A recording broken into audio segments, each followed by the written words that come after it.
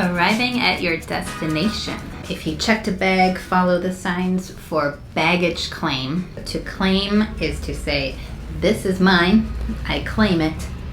Okay, so baggage claim is where you go take your baggage, you claim it. So they have baggage claim carousels. Usually you can see a screen where it says arrivals. Okay, so you find the city where you arrived from and it will have the baggage claim carousel you need to go wait at. Also follow the signs for the subway, buses, or the taxis, or if you have a friend or family member picking you up, the passenger pickup area. Passenger pickup. Okay, and sometimes if you're staying at a hotel, they will have a free shuttle. So a shuttle is a small bus that goes back and forth from the airport to the hotel, airport, hotel, airport, hotel, a shuttle. Okay, and then check into your hotel or your Airbnb or your hostel or your camping spot. I don't think you need to check into a camping spot. Well, maybe. Okay, you get to your accommodation. Of course, if you're using Airbnb, you should beforehand message the host and tell them what time you plan to arrive, because usually they'll have to be there to let you in, give you the keys. If it's a hotel or a hostel, you walk to the reception and say to the receptionist, hello, reservation for Erica Bisbee, or I have a reservation under Bisbee. Okay, so they'll need your name and then they'll ask for your ID, like your passport. Sometimes you'll need to give them a credit card. So in case you destroy the hotel, they could charge you a fine. And then you'll need to pay the rest of the amount you owe for your stay. So if you only paid a deposit, you'll probably need to pay the full amount when you check in. Okay, and the receptionist will give you information about breakfast, if they have breakfast, what time it is. Okay, the hotel or hostel amenities like the Wi-Fi, kitchen, gym, etc. And maybe some info about what to do in the city or where to eat. They'll also tell you the checkout time. So the day you're leaving, the checkout time is usually between 10 and 12 noon. And then they'll give you your key and your room number, maybe point to where's your room, and there you have it. And me personally, when I arrive to a new place, I have a tradition, which is to drink a beer. And it's a good tradition. I quite enjoy it. Next step is to get some money. This is more important if you're traveling outside of your country. The dad of my friend Bridget used to say, passport, credit card, passport, credit card. He would ask her like 100 times, do you have your passport? Do you have your credit card? It's really, those are the main things you need, right? It is good to tell your bank that you're going to be traveling. Tell your bank or your credit card company, because if they suddenly see a charge randomly in a completely different city, they might freeze your card or freeze your accounts. So that means you're not able to take out money or use your card, which would be a problem if you're traveling. And they will for sure do this if you travel to another country and you don't give them a heads up. But giving a heads up means tell them in advance, hey, I'm going to Russia. Going to Russia these dates, just so you know, expect my card to have some charges, or expect me to use my debit card to take out money. So you don't want your accounts to be frozen because you have a transaction in a totally different place suddenly and your bank doesn't know. If you're in a different country, you might choose to exchange money. So that means you take cash and exchange it for the local currency. Okay, so I could take US dollars, go to France and exchange those dollars for euros. And then you might use a debit card to withdraw cash from an ATM, to withdraw cash. Just be careful, do some research.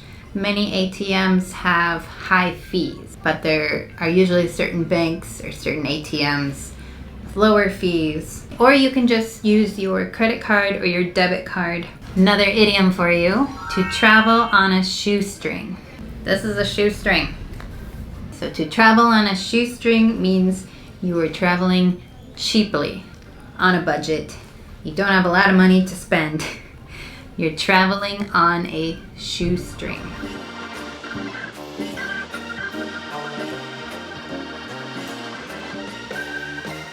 Explore. Okay, you've had your beer, had a rest, taken a shower. Now it's time to explore. So you can explore the area, which just means you walk around, not really with a plan, but just to see your surroundings, explore the area. You can also take tours. So a tour you'll need to sign up for beforehand. So one kind of tour is a walking tour where you're in a group, you have a guide, and you walk around the city and your guide tells you information about the history of the place, fun stories, maybe talks about the architecture. That is a walking tour. I did one recently in Sevilla. Actually, I've done many now in Spain. I love them. I love walking tours. You can also do bike tours, which is like a walking tour, but you're on a bike. There are some bus tours, which if you've seen the buses that have the top, where people are sitting on the top of the bus, that's usually a hop on, hop off kind of bus. So hop on, hop off means you pay a rate for the day to use the bus. And then there's different stops around the city. Okay, so you can hop on the bus, ride it however long you want to whatever destination, and then you hop off if you want to explore that area some more. My sister and I did this in San Francisco this year. I felt very touristy, but it was awesome. Back on the big bus. Okay, you can also do boat tours. I did a boat tour in Santander, and the boat just takes you around, and again you hear some history about the area. Or you can do a day tour, and this you usually leave in the morning, get on a bus. There's probably multiple different stops. There's like a lunch scheduled in there. Oh, hello. Hello. Here's my pilot friend. All right, we're in Zaragoza. Yeah, Segovia. And we were in Toledo.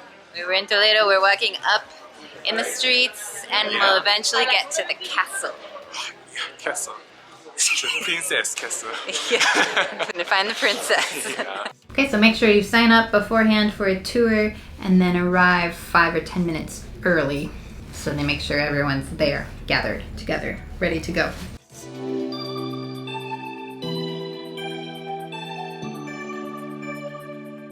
Other activities, you can visit museums, visit monuments, castles, natural wonders, visit national or state parks. You can also try new foods. Every place, even if it is within your own country, probably has their own specialties. Okay, their regional food, what makes it special. That is part of exploring. We are now getting our snack. So we can keep exploring. Cheers. Cheers.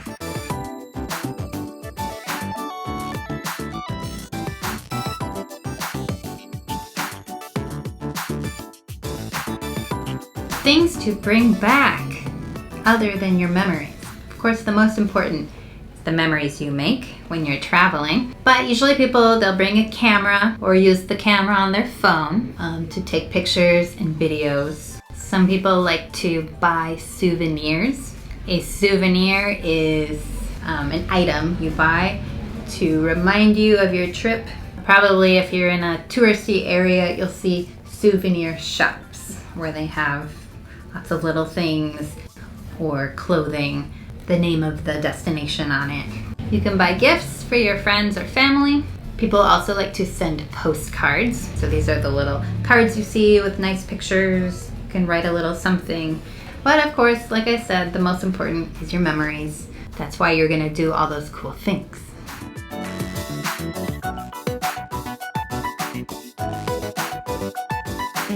All right, and then the day will come when you'll have your return trip. Some people might ask, when is your return flight? Or when do you get back? Or when do you get home? Okay, and you can say, my flight leaves Friday morning. Or I'll be back next Wednesday. Or I'm coming home February 14th. Then you'll need to repack your bags, your luggage. Hopefully you didn't buy too many souvenirs, so everything fits again. And then you'll need to get a ride to the airport or to the bus station, the train station, and catch your bus, catch your train, catch your plane. Or if you're driving, pack the car and head on home. And one more idiom, to make your way back. So I can say, I'm making my way back home on Saturday. Or I hope I make my way back all right. So to make one's way back is to head back home, to travel back where you came from. Whew, I know there's more to talk about with all this travel stuff. Thank you so much for watching. If you're new here, please click subscribe. We'll see you next time for more English. Bye-bye.